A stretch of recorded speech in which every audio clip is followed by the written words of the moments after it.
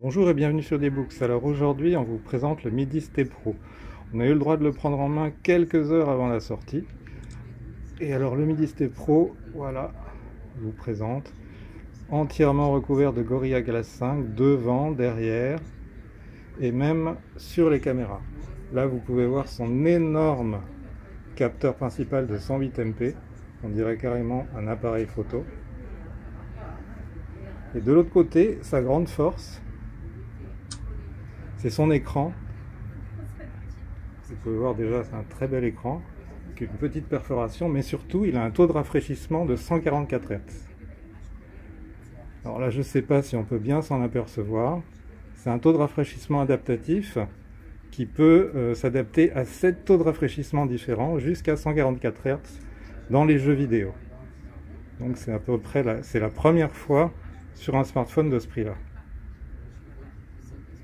Là, c'est dommage, il n'y a pas de connexion, sinon je vous aurais montré comment ça marche. Je vous montre le taux de rafraîchissement actuel, 144 Hz. On a même droit à une petite démo avec une balle qui rebondit pour vraiment voir la différence entre le 60, le 90 et le 144 Hz. On voit sur le 144, c'est beaucoup plus fluide. Oups, on choisit. Sinon, le taux d'adaptation est automatique également pour économiser la batterie qui est de 5000 mAh avec une charge rapide de 33 watts.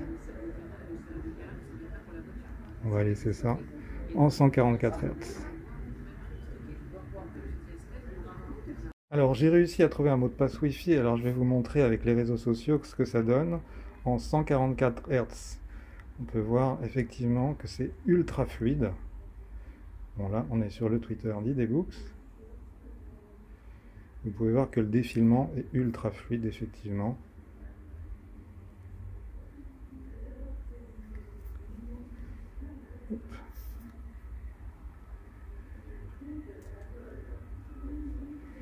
Donc, on voit vraiment la différence avec le 60 Hz et même le 120 Hz si on regarde vraiment de très près. Donc, on a hâte de tester ça avec du jeu vidéo.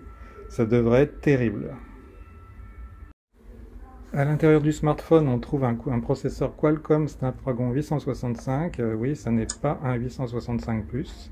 Il est accompagné de 8 Go de RAM en DDR5 et de 256 Go de stockage en UFS 3.1.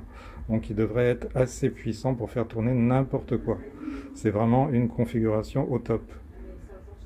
Je prends une photo avec le capteur de 108 MP. J'en ai pris à l'avant et on va voir un peu ce que donne le super zoom. On va aller dans la galerie. Voilà, j'ai pris une petite photo tout à l'heure des toits de Paris. Et on peut voir au loin les toits de Paris avec le Sacré-Cœur. Et on peut vraiment zoomer quasiment sans perte de détail. Et voir le Sacré-Cœur quand même qui est très loin. Voilà ce qu'on peut faire avec le Xiaomi MIDI-ST Pro, entre autres.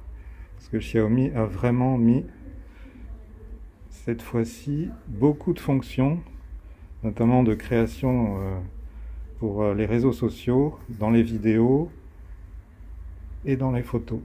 On verra ça plus tard, au moment du test. Il y a énormément de fonctions dans l'appareil photo.